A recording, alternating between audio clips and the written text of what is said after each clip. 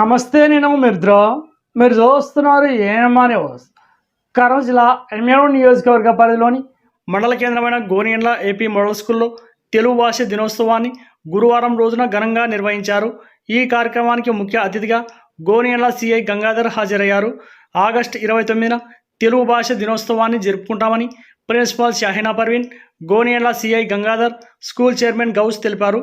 తెలుగు కవి గిడుగు వెంకటరామూర్తి జయంతిని, తెలుగు భాషకు ఆయన చేసిన సేవలను గౌరవించడానికి ఆయన జయంతి నాడు తెలుగు భాష దినోత్సవంగా జరుపుకుంటామని, దేశ భాషల్లో తెలుగు భాషకు మించిన భాష లేదని సిఐ గంగాధర్ అన్నారు.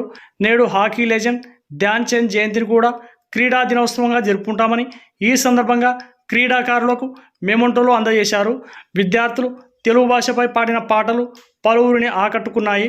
ఈ కార్యక్రమంలో principal Shahina Parveen, school chairman Ghous, Hammad Hussain, Ganu Basha, ఉపాధ్యాయ సిబ్బంది తదితరులు పాల్గొన్నారు.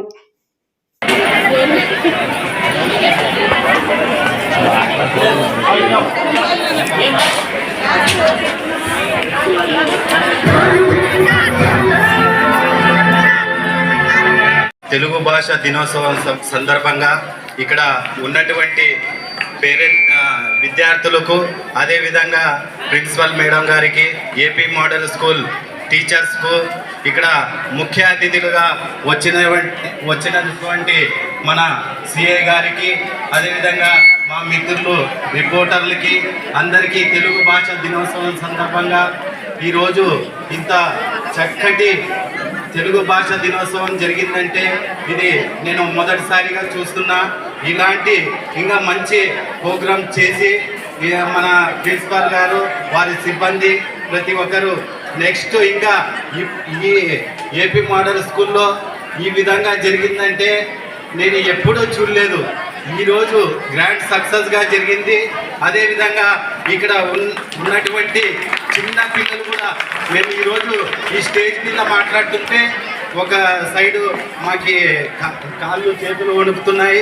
చిన్నటి పిల్లలు మంచి స్పీచ్, మంచి సాంగ్తో మంచి అవకాశం ఇచ్చిన వారికి, ప్రిన్సిపల్ గారికి ప్రత్యేక కృతజ్ఞతలు తెలుపుతున్నాను. జై హింద్. ఈరోజు తెలుగు భాష దినోత్సవం అండ్ తర్వాత స్పోర్ట్స్ డే. ఓకే, ఈరోజు ఇద్దరు మహనీయుల జన్మదినాన్ని పురస్కరించుకొని వారి ఆ రంగాల్లో గుర్తింపుగా వారి జన్మదినాన్ని, ఒకరికి తెలుగు భాష దినోత్సవం, మరొకరికి క్రీడా దినోత్సవం పెట్టుకున్నాం. అవునా? ఓకే, ఇప్పుడు చూశాను మీలో ఎంత క్రమశిక్షణ ఉందో. అలానే మీరు ఎంతగా ఇంతసేపు వెయిట్ చేసి టీచర్ చెప్పిన మాటలు వింటూ, ప్లస్ అలాగే మీ పార్టిసిపేషన్లో స్టూడెంట్స్ ఇచ్చిన స్పీచ్ కానీ, పాడిన పాటలు కానీ, లేదా స్పోర్ట్స్లో కనబరిచిన ప్రతిభను గుర్తించి టీచర్స్ మీకు అప్రిషియేషన్ లెటర్ ఇవ్వడం కానీ మీరు చూస్తుంటే మీకు భవిష్యత్తు ఎంతో ఉందనే గుర్తొచ్చింది. అవునా? వన్స్ అగైన్ చెప్పాలి, అవునా? ఓకే, కొంచెం ఎండ ఉంది, కొంచెం ఎండ ఉన్న కొంచెం ఒక 2 minutes నీడకు రండి. ఇక్కడ ఉన్న వాళ్ళు స్టూడెంట్స్, లేడీస్ అండ్ జెంట్స్, నేను ఇంకా కొంతమంది ప్రత్యేకంగా నిలబడి ఉన్నారు. ఎవరు వాళ్ళు? చూడండి, ఒకసారి వెనక్కి చూడండి. NCC students. ఎన్సీసీకి ప్రత్యేక గుర్తింపు ఎందుకు ఉంది? ఓకే, వాళ్ళకు ప్రత్యేకంగా శిక్షణ ఇస్తారు, ప్లస్ వాళ్ళకి డిసిప్లిన్ ఇస్తారు. వాళ్ళకు మన దేశంలో ఒక నేషనల్ కేంద్ర గవర్నమెంట్ నియమించబడిన ఒక సంస్థ. అవునా? వాళ్ళు ఏమేమి కార్యక్రమాలు చేస్తారు? ఓకే, సేవా కార్యక్రమాలు చేస్తారు. తర్వాత ప్రజలకు ఉపయోగపడే, మాకు పోలీస్ డిపార్ట్మెంట్ కనుక అటాక్స్ ఉండి మాకు అప్పుడప్పుడు విధులు నిర్వహిస్తుంటారు. ఓకే, ఈరోజు స్పోర్ట్స్ దినోత్సవం సందర్భంగా మీరు ధ్యాన్ చంద్ గురించి విన్నారా? ఓకే, ధ్యాన్ చంద్ హాకీలో దిగ్గజం.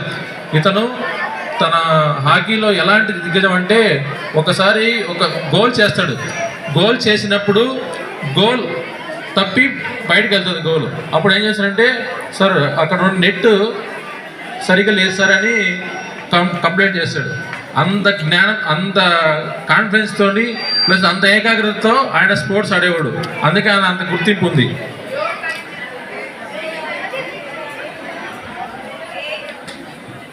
ఓకే, ఇంకా సరే, ఈ కార్యక్రమానికి నన్ను ఆహ్వానించిన ప్రిన్సిపల్ గారికి, స్కూల్ కమిటీ యాజమాన్యానికి, విలేకరులకు, ప్లస్ అలాగే విద్యార్థులకు, లేడీస్ అండ్ జెంట్స్కు ప్రత్యేక ధన్యవాదాలు. Thank you. అలాగే మీరు పోలీస్ పరంగా మీరు కొన్ని గుర్తుంచుకోవాలి. స్కూల్కు వచ్చిపోయేటప్పుడు జాగ్రత్తగా వెళ్ళాలి. తర్వాత ఆటోలు ప్రయాణించేటప్పుడు, బస్సులో ప్రయాణించేటప్పుడు జాగ్రత్తగా ప్రయాణించాలి. సేఫ్గా ఇంటికి చేరాలి. అలానే మీ ఫ్రెండ్స్ తోటి, తర్వాత తోటి విద్యార్థులతోటి గొడవ పడకుండా సఖ్యంగా ఉండాలి.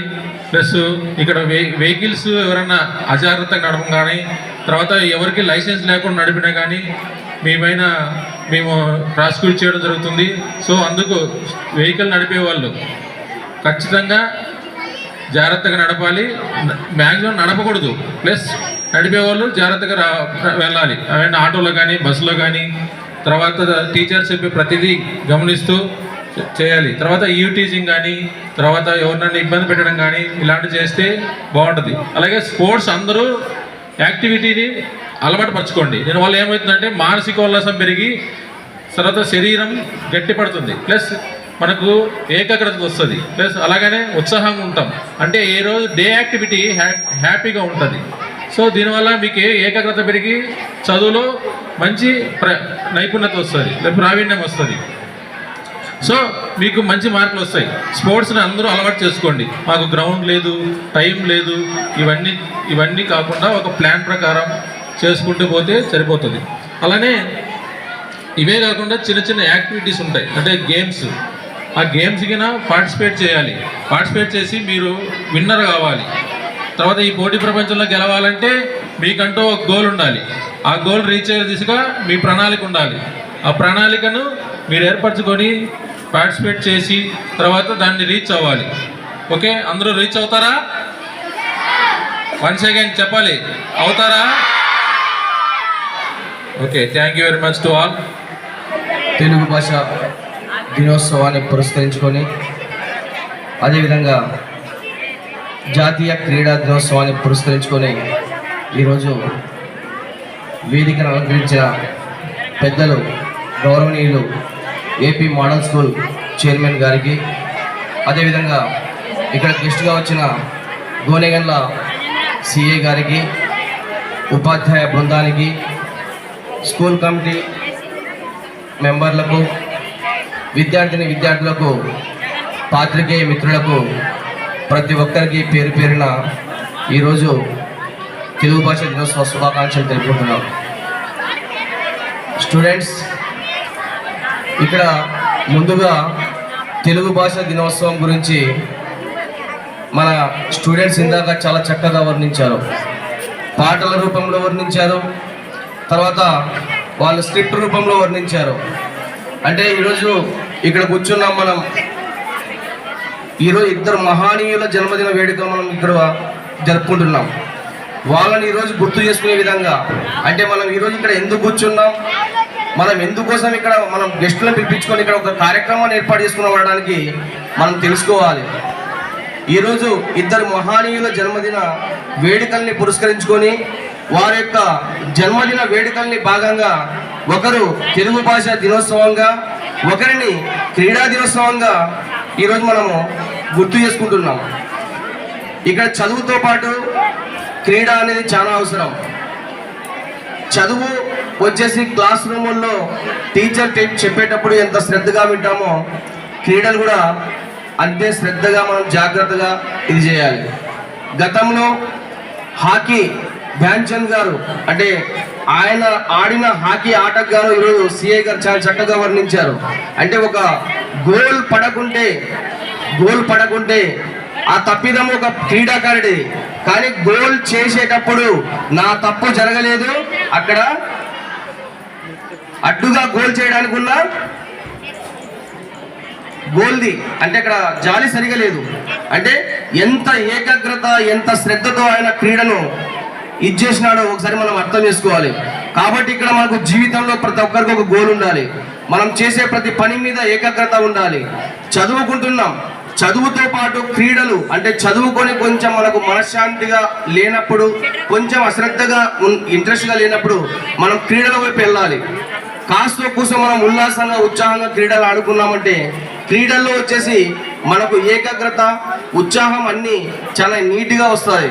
కాబట్టి విద్యార్థులు ముందుగా క్రమశిక్షణ అలవర్చుకోవాలి. క్రమశిక్షణ అలవర్చుకున్నామంటే విద్యతో పాటు అన్నీ కూడా మనకు నీట్గా వస్తాయి. ఎందుకంటే ఇక్కడ ఈరోజు మనం ఇక్కడ కూర్చున్నాం, అందరికీ ఇప్పుడు ఉపాధ్యాయులు కానీ బయట ఇంట్లో తల్లిదండ్రులు కానీ మీ నుంచి ఆశించేది ఒకే ఒక్కటి. ఏం ఆశిస్తారు? ముందు క్రమశిక్షణ, తర్వాత విద్య. క్రమశిక్షణ ఎప్పుడైతే మనం కోల్పోతామో మనం ఎంత చదువుకున్నా వేస్టే, మనం ఎంత గొప్పగా చదువుకున్నా వేస్టే, ఎంత ఆడుకున్నా వేస్టే.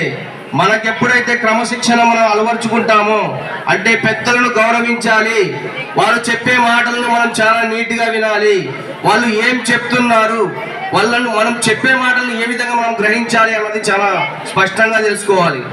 ఆ విధంగా మనం ఎప్పుడైతే క్రమశిక్షణతో ముందుకెళ్తామో ఆటోమేటిక్గా సమాజంలో మనం ఎలా బతకాలి, సమాజంలో మనం ఎవరిని ఏ విధంగా ముందుకు తీసుకెళ్ళాలి, మనతో పాటు మనం ఏం చేయాలి, మనతో పాటు ఇతరులు ఏం చేయాలన్న దాని గురించి మనం అప్పుడే చాలా గొప్పగా ఆలోచిస్తాం. కాబట్టి ఈరోజు ఈ యొక్క గొప్ప కార్యక్రమానికి ఈ వీడియో గనక మీకు నచ్చినట్లయితే వీడియోని లైక్ చేసి మన ఛానల్ని సబ్స్క్రైబ్ చేసుకోండి.